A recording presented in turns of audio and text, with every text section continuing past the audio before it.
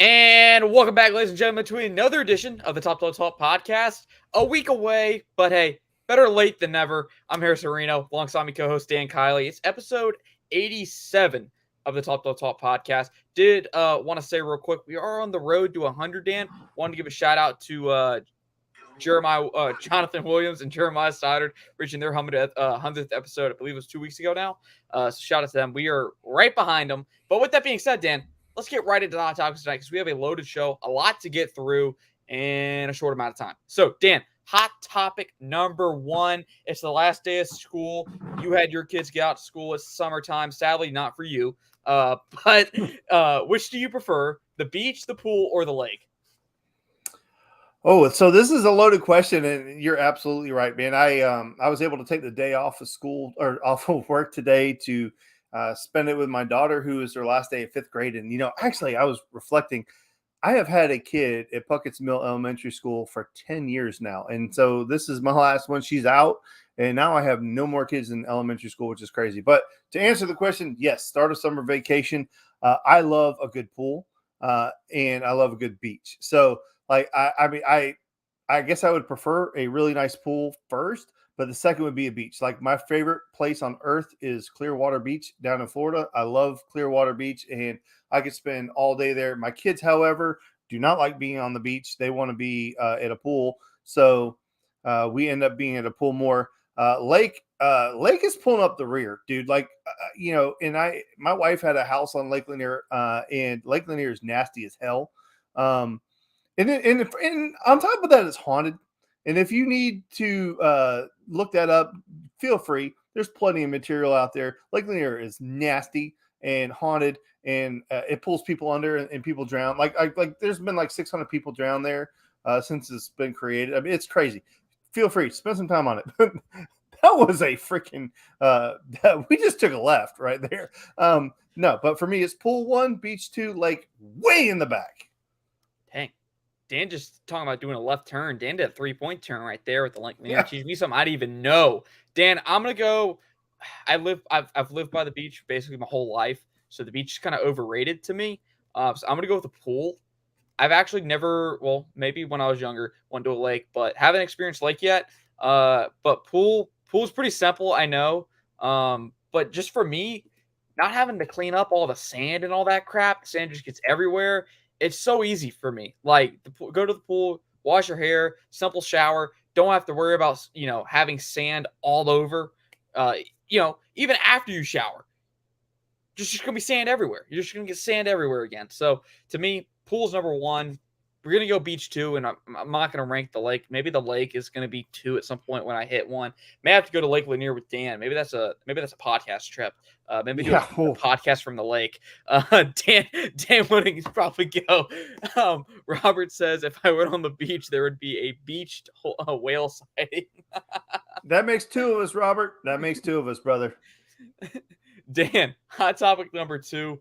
You saw an article about this, and we want to talk about it. We didn't know where to fit it into the show, so we said, hey, why don't we just put in hot topics, hit it off right at the top of the show. Dan, are Texas and Oklahoma, our SEC brethren, they're going to be coming to the SEC next year, are they ready to compete for the SEC upon arrival? What is your take, sir? So this is a tough one because we were kind of shop talking this on our phone call today, and I was like, well, was Missouri ready for the SEC? Well, the obvious answer would be no. But if you look at it, Missouri won 2 SEC East championships. I think it was their first and second year in the SEC. They didn't do anything to prep for that, and it was circumstances led to that because the SEC East was so bad at that time. But the SEC is in a much different place now, in my opinion. I think Texas and Oklahoma have everything you need to compete in the SEC. They have a big stadium, they have the money, they have the boosters, they have everything. And I think the one thing that both of these programs have done is they have started to ramp things up prior to arriving in the SEC to get ready for it. Are they ready to compete for a championship year one? I don't know if they are or they aren't, but they are in a much better place than some other people. Now, Texas A&M has more money than God, which would blow some people away. Some people don't understand that Texas A&M has more money than any other school. They're number one when it comes to money. Them and Texas are number one when it comes to money. So they were financially prepared, but they were not prepared. That roster was not ready to compete in the SEC.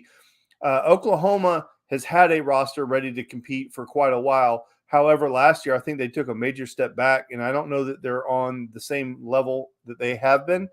Texas is doing everything in their power to ramp that roster up to be able to compete. They're trying to recruit at an SEC level, which they haven't had to do. And I think that's part of the reason they wanted to come into the SEC is they've kind of gotten lazy where they didn't have to do much to win the Big 12. But to win the SEC, you're going to have to go out. I mean, look what Georgia did with Kirby when we brought him in. You can make an argument that the tail end of Richt, we were not at an SEC level, able to compete at the highest level. We just weren't. And that's what Kirby did when he came in, is that he was like, listen, we got to spend, we got to have the best of everything. And we're going to have, top 5, top 3 recruiting classes every single year to be able to compete. And if that's the barometer, then no, they're not ready to compete, but they have everything you need to be able to compete. So it'll be interesting to see. And I'm really interested to hear your take, because I know you're a closet Texas fan. So let's hear this.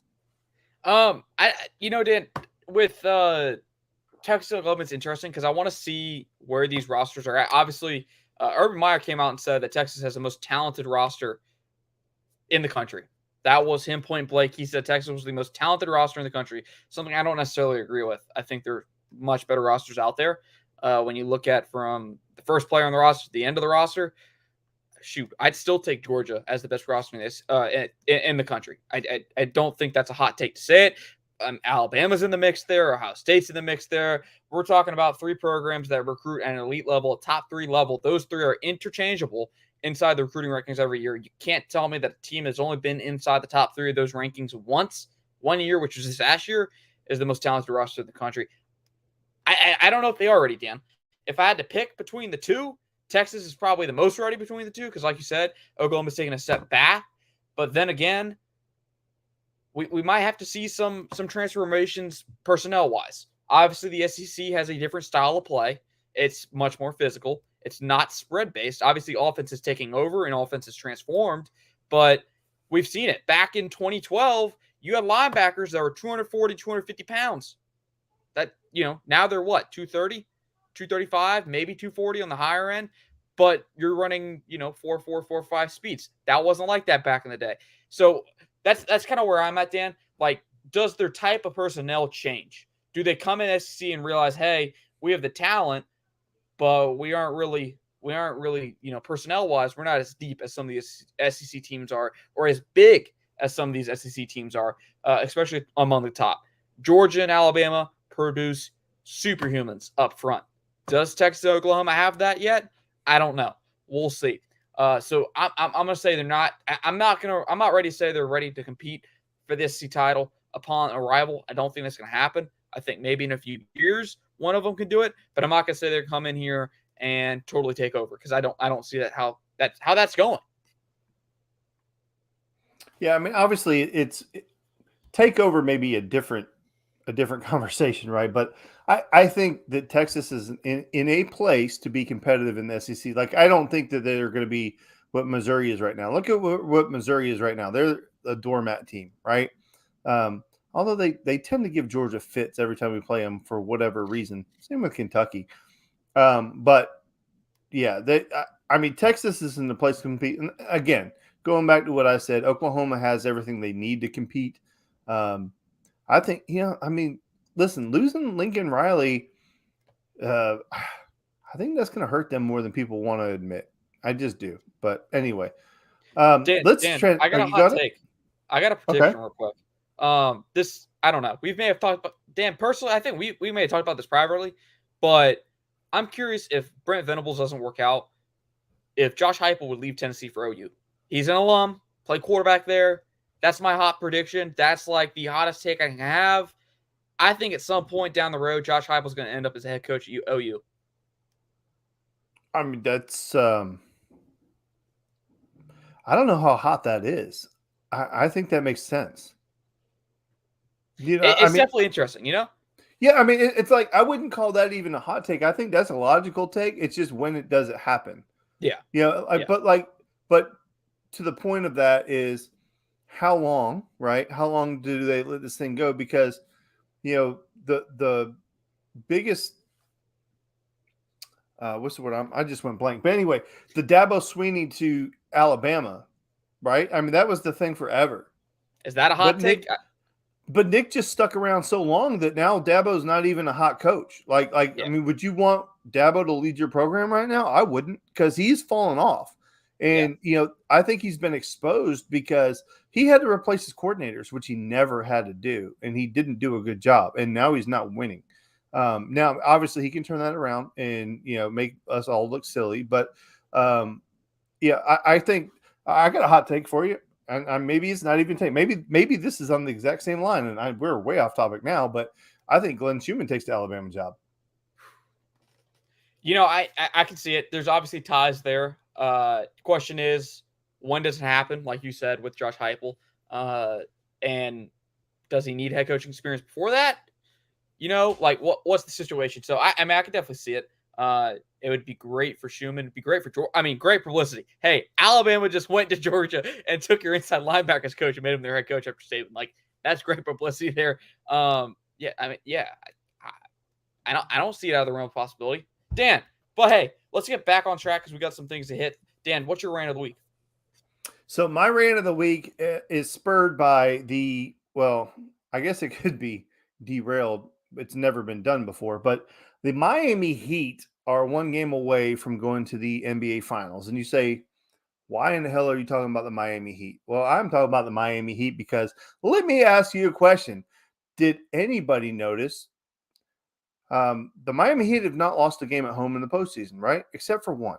One team beat the Miami Heat at home this postseason. Harrison, get back on the screen. Do you know who beat the Miami Heat at home during the postseason this year? Your Atlanta Hawks.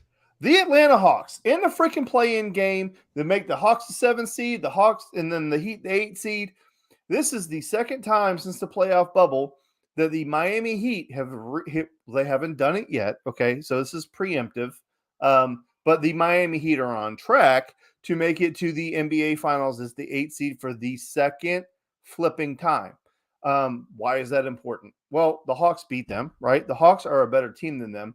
But at the end of the year, when it matters the most, Eric Spoelstra, who when he was hired as the head coach of the Miami Heat, I thought it was laughable. I'm like, who the hell is this guy? LeBron's not going to listen to him. These guys aren't going to listen to him. He's just some lackey do boy. I think he was like a film assistant at one point. Like, I'm like, what in the hell is going on with this Spoelstra guy? Apparently, Spoelstra is one hell of a basketball coach, and now he's been there for like 14 years or something like that. Crazy, right? And I mean, Pat Riley trusts him. That's his guy. I think Quinn Snyder has a chance to do that, right? With the Heat, with the Hawks. But my issue is that the Hawks made a great run when they switched coaches, and they made a run into the NBA, the Eastern Conference Finals, which they had never been to, right? So a little perspective is needed. The Hawks had never made it out of the semifinals to the conference finals, never in the history, not even with Dominique and all the good teams. Now, granted, they ran into a Celtics team that was incredible and a Bulls team. I don't know if you've ever heard of him, Michael Jordan. I mean, tough luck, Dominique. But listen, the Hawks did that. Everybody had the notion that the Hawks were going to ascend from there, right? Get better, build on that. They have not. They have gone to the shitter. And during the regular season, they just don't play inspired basketball, which you're like, okay, I understand that can happen, right? But they've put themselves in jeopardy of missing the playoffs every year, having to go to this stupid playoff play-in game. But then we're able to beat the Miami Heat, and then we go and just shit the bed against the Celtics. I mean, the Celtics made it look terrible, right? So maybe it's matchups. I'm not really sure what it is. We don't have a Jimmy Butler apparently because Trae Young. But I don't know. Like that, Jimmy Butler's doing what Trae's supposed to do. And then I just the whole point of this rant is I don't get it. I don't understand it. I don't know why the Heat are able to put it together as the worst team in the playoffs, the 8th seed, by definition, the worst team, and make a run in the NBA Finals. The Hawks have more talent, if you ask me.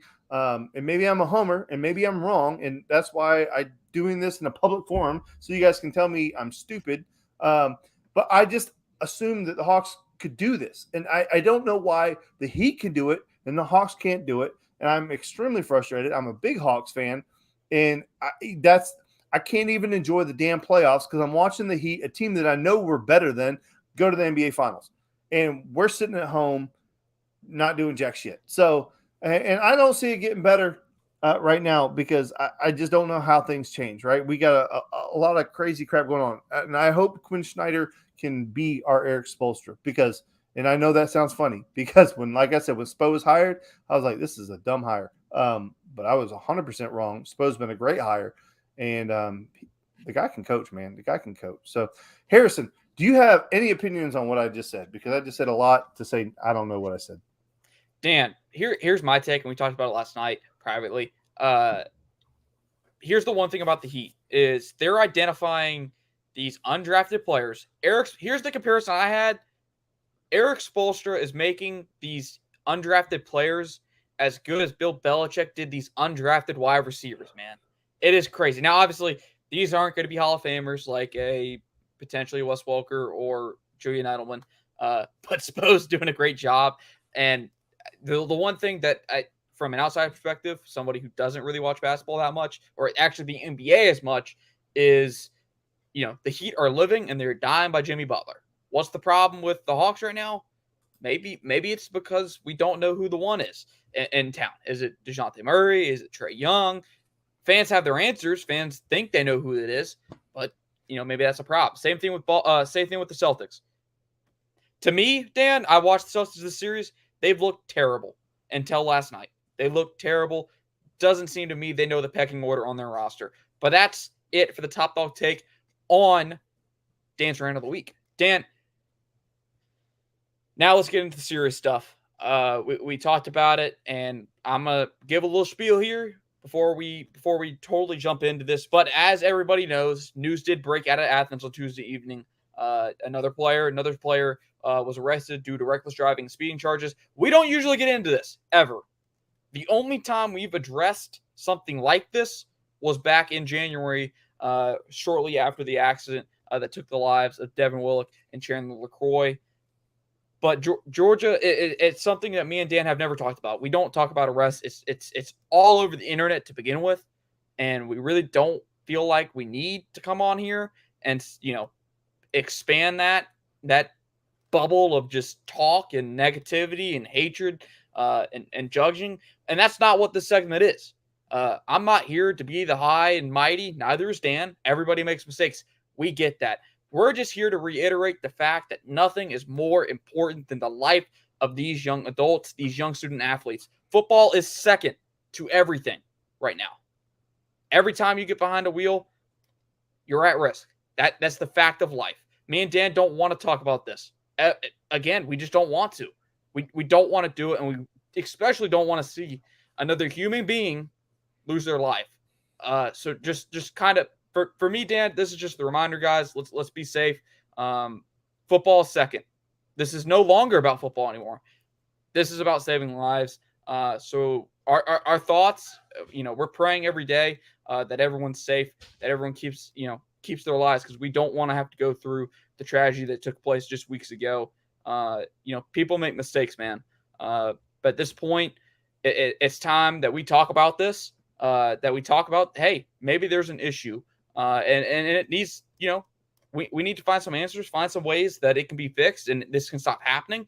But I'm not going to sit here and place blame on it because, to be honest with you, I'm not in the situation. Nobody outside of the people involved should place blame. I don't care what media member you are, what person you are, how connected you are with the program. If you're sitting there trying to place blame, you're not doing your job. Report the news. That's it. Stop at that.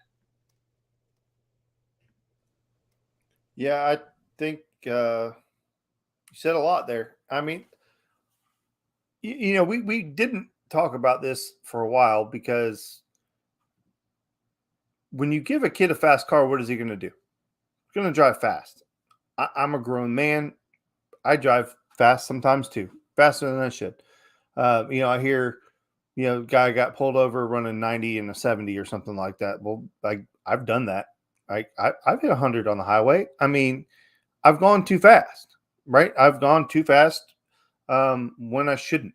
I've done it with my kids in the car, right? I mean, like I've done dumb stuff, and it's important to bring up because, like, I lost my brother in a traffic accident. I mean, granted, he got hit by a car, but like every to me anyway, it seems like almost everybody I know has lost somebody, maybe not necessarily your best friend or whatever. And I'm much older than you are. But I remember when I went into high school, my dad told me, he said, you will lose 3 or 4 friends in high school. By the time, from the time you enroll to the time you leave, he's like, and I pray to God it's not you. But by the time you graduate, you will lose 3 or 4 friends. And he was right on the money. When my dad was in high school, he lost friends. My sister lost friends. I mean, everybody loses people in high school. The point is that this resonates with me so strong right now because we're going to buy my son a car in the next couple of weeks. My son turns 16 in the next couple of weeks, like less than 20 days. My son turns 16, and I'm scared to death to allow him to drive. I trust him. The kid's been driving something since he was 2 years old. He can drive the hell out of stuff. I mean, I've watched it. He can drive. He's a really good driver.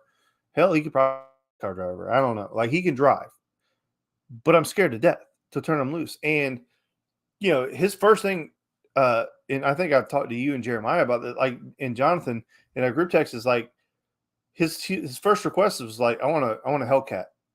I'm like, you're out your damn mind. There's no way in hell you're getting a Hellcat. He's like, okay, well then I just want a normal Challenger. And I was like, no. He's like, I want a Charger. I'm like, no. He's like, well then give me a BMW or a Mercedes. I'm like, are you stupid? He's like, well, what about like a Mustang or a Camaro? I'm like, no. So like I'm like, how about a fucking tank? I mean, because I'm scared to death to give the kid a fast car, because if you give a kid a fast car, he's gonna go fast. That's what they do. It makes perfect sense. I mean, so like, we're listening to all these kids get arrested, and it's not surprising that this is happening, because NIL has afforded these kids an opportunity to buy cars that they could never buy in the past. And I mean, listen, I know everybody's situation is different. I know when Nolan Smith showed up at Georgia, everybody's like, oh, look, he got paid because he was driving a Range Rover or whatever the hell it was. It was a really nice car. He's like, yeah, my mom's a doctor and my dad's like a lawyer or something like that. He's like, we can afford a car. Like, it's whatever. But so my point is that there are some kids that had nice cars to begin with. But yeah, I mean, one's got a Trailhawk. 3 out of the 4 were in Chargers. I don't know why the Charger is so popular in Athens. But the Chip Towers article says that all 3 of them had over 600 horsepower. I don't know. I've never been under the hood of those cars. But the University of Georgia didn't buy them for them, right? But these NIL opportunities with these dealerships and stuff like that are allowing these kids to have the cars. This is making a college coach's job more difficult than it's ever been. Because again, you give a kid a fast car, he's gonna go fast. That's what kids do. So anyway, it's a real issue. I don't know how you solve it. I know when I went to college, our football coach took our keys away. So from the time summer camp started until fall break, he took our keys away. Sorry for your luck. He let the seniors keep their cars. All the seniors got to keep their cars, but all the underclassmen, he took our keys. It sucked. I hated the coach for it, but I went to school up in the mountains, so his whole thing was, you guys are going to be dumb, drive too fast for conditions, and one of you is going to get killed. So until you grow up a little bit, I'm taking your keys. So maybe that's what happens to happen. I don't know. Like you said, it's not something we wanted to talk about, but we had to say something. Yeah, Dan. Something has to change, and we're here for it. It's too big to ignore now. We just did want to say, because I mean it's all over the headlines. And hey, we're not doing it for views. We're not doing it for attention. I'm not going to clip this. This for the people who watch it. We'll listen to it and we'll see it. And you can disagree with what we said, or you can agree with what we said. It doesn't matter. Fact is, we just want to talk about it because it is a topic around Georgia. And we wanted to make sure that, hey, it's acknowledged, like, this is happening. We're not covering up. We're not putting it under the rug anymore. It's something that people need to deal with, and it will be dealt with. Not going to say there's culture issues. Not going to say there's problems. Like Dan said, these are young adults. People make mistakes. It happens. It's just whether or not people learn from it. I've made mistakes in my life. Dan's made mistakes in his life. It happens. Whether or not how you react and respond to it. Dan, let's get into recruiting. Let's get back into the meat of the show.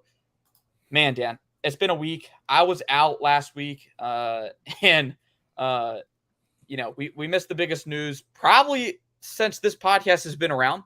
Dylan Raiola, 5-star recruit, number 1 quarterback in the nation, committed to Georgia last week.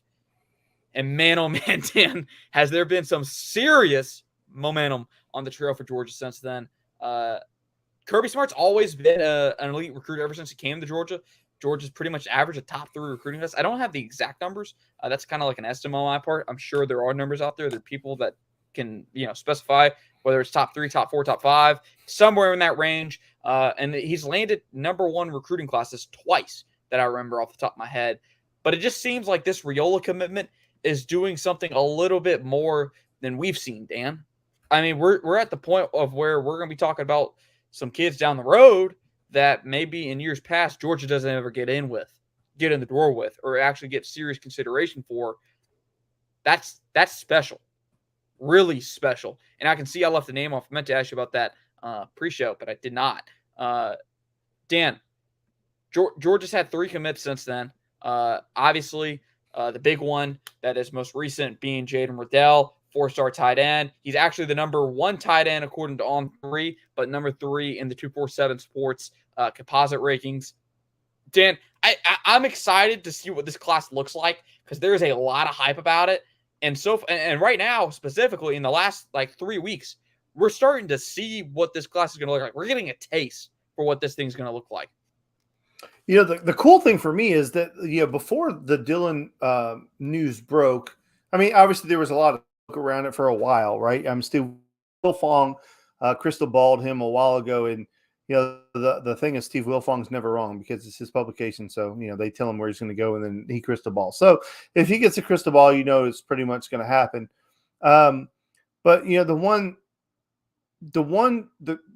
the thing that kept coming up over and over and over again is that if Dylan ends up going to Georgia, it will be the greatest class ever assembled. Now, listen, we know that because, every year it gets better and better and better, right? And like that, what is the 247 number? I believe it's anything over 310 points is a historic class.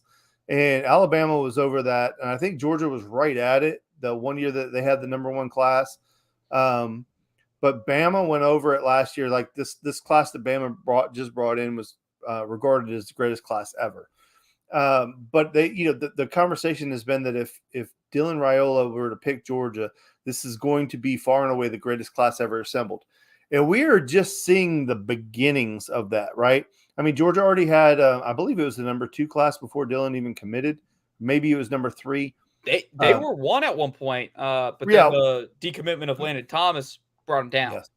Well, then Michigan was number 1, and it's not because they have great talent. It was just that they had a lot of players committed.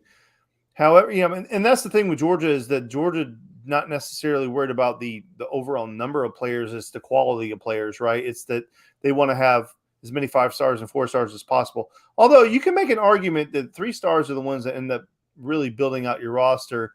And those, a lot of times the 3 stars become the biggest stars in college football. I mean, look at Jordan Davis. He was a 3-star. And I think you would be hard pressed to find a recruit in the last 10 years that had a bigger impact than what Jordan Davis did at University of Georgia.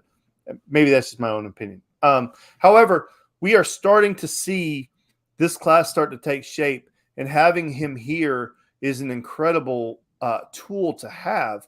And one of the first things he did the minute he verbally committed to the University of Georgia is he started recruiting, started making phone calls. We know that. Brooks told us that. I mean, there's a lot of people a lot of people have covered this from many different angles, that this boy is out here working his backside off. He wants to have all the dogs with him here at the University of Georgia. And like you said, you're starting to see these numbers pop. I mean, I felt like we were in a good position with KJ Bolden from Buford, which is kind of funny because Buford does not send people to Georgia ever. But I really feel like there's a good chance for KJ to go. I think if Caleb Downs had gone to Georgia, then that would be a 0% chance. But I think that gap between him and Starks, I think, opens the door. Sammy Brown, obviously, he wants to be at University of Georgia. I'm not really sure why he wants to be at the University of Georgia because I don't know.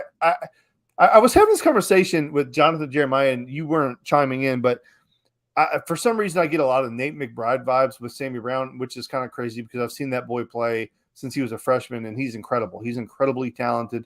I don't know why I get that. But anyway, the one for me is Jeremiah Smith. Like, I have never heard an industry just salivate over a wide receiver like this before. I mean, the comps are Julio Jones. Like, this kid is every bit as good as he was, if not better than him coming out of Foley High School. I'm here to tell you, if he is that guy, if he is the next Julio Jones and Georgia gets him, holy hell, I will be more excited if Jeremiah Smith commits to the University of Georgia than I was if Dylan committed to the University of Georgia, because we have never had a wide receiver like that. I mean, you could say A.J. Green, but A.J. was a silky smooth, great player, but he was not the physical beast that Julio Jones is. I mean, you could say George Pickens, right? Because George Pickens was a stud, but we've never had a Julio Jones. Imagine if we do. That'd just be crazy. And then, Mike Matthews, another name that, a lot of people are interested in. But you're right, man. Just the amount of traction that we're getting right now. And, we're going to recruit the defensive side of the ball because that's what Kirby does. But, I mean, when's the last time we had a loaded offensive class? I can't think of one. When's the last time we've seen Georgia with 16 commits in May? I mean, usually this time, man, Georgia's losing momentum, quotation marks, because as people say, they usually pick up steam in the fall, going into the winter. They usually close out the window really hot. Zachary Mel says, if UJ flips Jeremiah Smith, the OSU meltdown will be an all-timer. Yeah, I mean, they're already melting down on Twitter. They're already melted down on Twitter. There was a lot of upset Ohio State fans when he, took his visit to Georgia, and he even responded to them saying, "I thought taking visits was a part of the recruiting process," and it is. So, I mean, yeah, he's going to be probably the biggest name on the market for Georgia right now that everyone's going to be focused on. Can they flip him away from Ohio State? They obviously got Dylan off the back of him decommitting from Ohio State. And yeah, I'm really intrigued. I don't know if I've ever paid as much attention into recruiting like I have this cycle, because there are some studs in this cycle. Another name that we didn't put up here, everyone's a skill guy up here, but Daniel Calhoun, somebody. I don't know how much Dylan affects his recruitment. That's not much known, but he is one of the top offensive tackles in the class. Out of Georgia. He's in the backyard. He's in the state of Georgia. A lot of people are really high on him. That's going to be a recruitment that I'm looking forward to seeing how that plays out, because you lost Roger Jones. You lose Warren McClendon this past year. You may lose Amarius Mims to the NFL draft if he plays as well as everyone thinking he will. You're going to need some stud. You're going to need a stud to come in and kind of follow those guys so you can create the competition at the tackle position. I want to see if Georgia can land him. That's another potential target, another name to know. Dan, let's get into the debate. There is a debate that's broken out on Twitter, of all places, really social media, but I've seen it on Twitter. It's the SEC Stadium. It is the Sanford Stadium versus SEC Stadium ranking debate. Where does Georgia fall out of all of the SEC stadiums? I have prepared a tier list that Dan and I will go over, kind of give our thoughts on. But Dan, real quick, let's just put out the narrative out here. What's going on? Get some basis behind this. The Unnecessary Roughness podcast, a college football podcast from Barstool Sports, including Brandon Walker and Casey Smith, had a segment the other day on their show where they came out with the take that Sanford Stadium is comfortably outside of the top 5 of SEC stadiums. The stadiums that Brandon Walker said that were above Georgia or LSU, Tennessee, Auburn, Texas A&M, and Florida. Now, obviously, this did not sit well with Georgia fans. And I mean, why would it? Some of these teams up here are your rival. That probably is not going to sit well with a lot of people. Dan, I just want to get your take before we get into the tier list.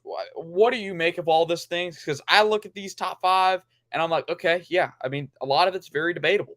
But then again, I'm not ready to go out here and say that Georgia has a better, atmosphere than LSU. Well, so for me to start off with, I think perception is reality to most people, right?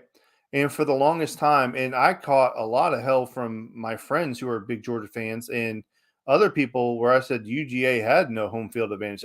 I think I even pissed off Jeremiah and Jonathan with that comment a long time ago. That yeah, I would go to the games and people would like I call them the blue hairs, the old people, because Georgia had a really old fan base. Like it was, we go to games and half the damn people they're 80 years old, and they don't. That's why Georgia didn't play the rap music. That's why. I mean, it was just there wasn't a home field advantage under the Richt era. There wasn't. We didn't play the music the kids liked. We didn't have anything like it was a sterile environment, and I think that's the attitude that a lot of people have about Georgia is that it's a sterile environment. It's not that big a deal. However, under the Kirby Smart era and his coaching staff, things have changed. They redid the stadium speakers. They put the lights in. They've made it a big deal to be there, to be loud. And we've watched Georgia's fan base travel the country and turn opposing stadiums into home field advantages for the University of Georgia. I think in the past 4 years, Georgia has completely flipped that narrative and has become a very dominant home field advantage. I think it's a very uncomfortable place to play. However, like what Brandon Walker says about the University of Georgia Stadium does not bother me whatsoever. The only thing I had a problem with in that entire take was his notion that Georgia fans should be satisfied. And I spent 40 years watching this team live in a world of mediocrity. And once you become satisfied, fat, happy, content, along with that comes mediocrity. And I'm not here for that. I don't want any part of that. Now that I've had the taste of what being a superior, one of one team feels like, I don't want to go backwards. So you can say whatever the hell you want to about my stadium. I don't care. What I do care is you saying that we should be satisfied with what we have. Like, nah, bro. Like, no, we're going to hold people accountable. We are going to push the envelope as much as we possibly can, and we want to ascend. And that kind of ties into his other take the other day that Georgia loading up on talent is not good for football. You know what? He's right. It's not good for football. You know what else is right? I don't give a shit. You didn't have a problem when Alabama was loading up on talent. Well, you know what? To be fair, he did. He said that when one school loads up on the talent, it makes football not interesting. And he's right. He's 100% right. I don't care. I want Georgia to have everybody. I hope Georgia signs all 32 5-stars. I don't care. I want Georgia to be loaded, and I want them to beat everybody 100-0. So, and that's the whole point of this for me, from my perspective, is I don't care what you say about the stadium. I don't care. Perception is reality to a lot of people. However, I think Georgia's done a lot to change that narrative. So now that you know what I think, now we can play your game of where we rank people. Yeah, we don't have much time, but we're going to do this because we got places to be. So we're going to try and wrap this up quick. Dan, you can't see these, but I've already kind of planned it out, or I know who's who. So let's start from left to right, and I'll mix it up. I may have to zoom in a couple times to see who's where. Dan, so here's the options here. Here's the tiers. We have trash, okay, decent, almost the best SEC stadiums. Before we get into it, I do want to thank whoever made this on the tier rankings, SEC Stadium tier list maker. Whoever Will Rankin, shout out to you. Appreciate you doing this whenever you did it. We appreciate that. Dan, where do you rank Kentucky? I rank Kentucky as okay. Okay. How about Florida? I put almost the best. Now listen. So if we're going to say perception is reality, in the 90s, 90s, early 2000s, that was probably the toughest place to play. However, they've not been good for a while, and their fans are not as angry as they used to be or as ornery. I don't think it's what it used to be, but was a time in the 90s and 2000s where that was the hardest place to play in the SEC. So I will put them as almost the best right now, also acknowledging that they used to probably be the best. Hey, I'm with you on these first two answers. LSU. I would put them as probably the toughest place to play. Next is Arkansas. This could get interesting. I would put them as okay. You see, I'm tempted to put them in decent because I remember that atmosphere in, I guess it was 2020, and I thought that was pretty decent atmosphere. I watched the Arkansas-Texas game at Arkansas, and that place was rocking. But hey, I'll go with it. Tennessee, I already know where you're going to put this. Tennessee's the best, right? I would put them on one of the best 5 stadiums, yes. I believe this is Mississippi State. So here's the thing about Mississippi State, right? They actually have a good home field advantage. Like, they don't win because they don't have talent, but that's not the fans' fault. I would put them. You're going to hate me for this, but you have to put them almost the best because their fans do a great job with the damn cowbells and stuff. Like, it's actually a really good home field advantage, and Georgia has struggled there in the past.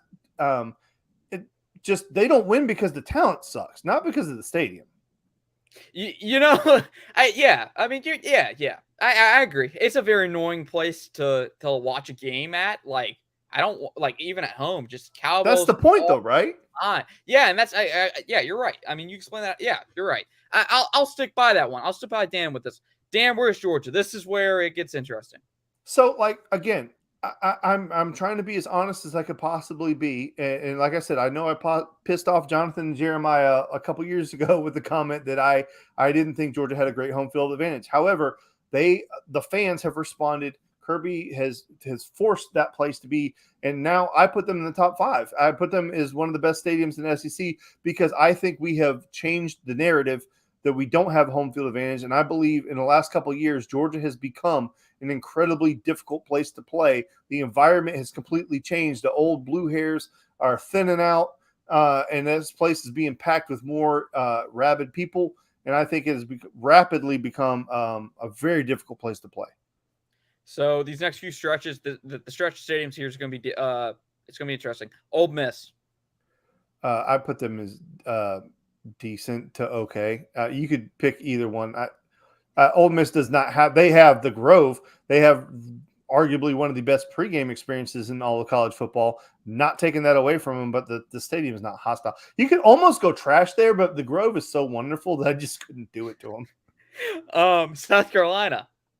We talked about this last night. I think I know. So I'm going to put them in almost the best, but you can make an argument. Again, this is very much like the Mississippi State. You may have to put them in the top 5 because that is one of the most electric atmospheres in all of college football when it's rocking. But just leave them in almost the best because it's been inconsistent here recently. But if you're old enough to remember that night game that Georgia played over there at ESPN, when that place was so effing loud, you could not hear yourself think. And I wasn't there. I was at home watching the game on television. It was so loud you couldn't hear the announcers talking. When it's right there at the top. But here recently it hasn't been that tough. So I'd say almost the best, but they have the potential to be number 2. I'm going to knock this one out quickly for you, Dan. I'm assuming you're putting Missouri in trash. It's just a difficult place to play, but you're right. It's not like the fans don't make it that way. I don't know why it's difficult to play, but Georgia has always struggled there, but it's not because of the noise. Texas A&M, we're going one of the best? Yeah, I mean, it just is. Alabama. I really don't know where to put Alabama. This one's a tough one for me. I feel like they're probably closer to the middle than they are to the top. What do you say? I put them almost the best. I mean, it is a loud, noisy environment. I mean, like that's a tough one because it's one of those where they have the potential to be really, really like elite. Correct. Yeah, correct. It's just hit or miss. Vanderbilt, no discussion. Auburn. Where's Tennessee? Oh, you just put Tennessee up there. Never mind. Okay. Or no, Tennessee was up there earlier. Yeah. Auburn. Yes. Man, it can be loud. I don't know, man. Like either it's either Auburn or Alabama in the top 5. It just depends on the year. We'll go ahead and put Auburn in the top 5 because I've been to multiple games in that stadium, and every time I've been there, it's been pretty freaking loud to where you leave with a headache. So, again, just because they don't win is more of a talent. Listen, Jonathan, I hear you, brother. Kyle Field, listen, me saying anything nice about Texas A&M hurts my soul. But dude, their fans do a good job. Their fans do a good job. So, and the Midnight Yell has become a joke of what it used to be. Yeah, it's a joke of what it used to be. But I mean, it used to be. It just, Jonathan, stop, man. It just, God dang it, man, you're making me have to defend it, and I just don't want to. Just accept it, Jonathan. Guys, well, there you have it. That's where Dan Kiley sees these stadiums. What do you agree with? What do you disagree with? So no question, I'm with you on these. Kentucky, I'm with you, probably okay. But hey, I can kind of see. Well, I mean, shoot, there's also a part of me who wants to put them in trash. I've just never been impressed with the Kentucky environment. Granted, never been to one live, so it's kind of hard. But TV wise, I put them in okay. Arkansas for me is a decent. I respect the atmosphere. I think it's a pretty cool place to play. I put them in decent, but I can see why you put them okay. It's pretty arguable. Ole Miss, I'm with you on that one. Alabama, I actually had Alabama in decent, but then again, you kind of talked me into, well, they have the potential to be up here, but really, they're usually right here. Then again, Dan, I think their potential is going to be fully maximized this year when they're playing Tennessee at home. We're going to see all that Bryant-Denny Stadium has to offer for that game. So I'm with you there. South Carolina, you convinced me. I'll put them in almost the best. I'm with you on that one. Now, Mississippi State. I had them here, but then again, I think you had them in okay. You had them maybe in okay. Maybe it was. I forget where I had them. But the Cowbells, you're right. If it's an annoying place to play, then the fans are doing their job, and the Cowbells more than certainly do their job. Florida, me personally, I put Florida up here, or no, I had them down here like you did. But like I said to Dan pre-show, there's really the margin between these two, Sanford Stadium and what Florida played in the Swamp, is very minimal. Very minimal. Keep in mind, I did preface that by saying that there was a time in the 90s and 2000s where it was number one. I mean, the Swamp was number one. Nobody wanted the part of the Swamp. So I think it's a pretty comprehensive list. I like the list, Dan. I'll go with you on that one. I'm going to save it, download it. We're going to put it on social media for other people to debate. I'm sure there will be some people debating on that one.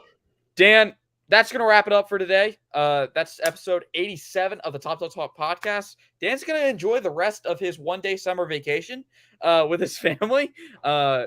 Dan, we're back, baby. We're back. We're back on the Top Talk podcast. Y'all know where to find Dan Kiley, at Dan Kiley3 on Twitter. Follow me at Harrison Reno. The Classic City Sports podcast is up next. 8 o'clock. Sorry. 8 o'clock Eastern time over there on the Classic City Sports Podcast YouTube channel. Jonathan says one last comment. The Cowboys are exactly why I think Mississippi State is just okay for environment. If you need artificial noisemakers, you ain't elite. Now hey, Jonathan, this is what we call a fan-friendly show. See, you give opinions and we share them on our show, unlike your show where you just ignore them the whole time. But that's why we're the fan-friendly show, Jonathan. Dan going off on his Jumbotron rant, as we call it. But guys, that's gonna wrap it up. Make sure you follow us on Twitter. Make sure you interact with us for more content. See you next Wednesday, 7:30. Hey, maybe Georgia has another recruit. We'll see.